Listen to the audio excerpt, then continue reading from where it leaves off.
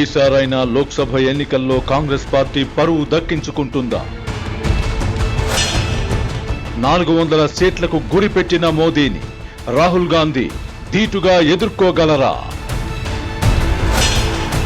ఆంధ్రప్రదేశ్లో కాంగ్రెస్ పార్టీ ఒక్క ఎంపీ సీటునైనా గెలుచుకోగలదా? జగన్మోహన్ రెడ్డి కడప కోటలో పిసిసి చీఫ్ షర్మిల జెండా పాతగలరా?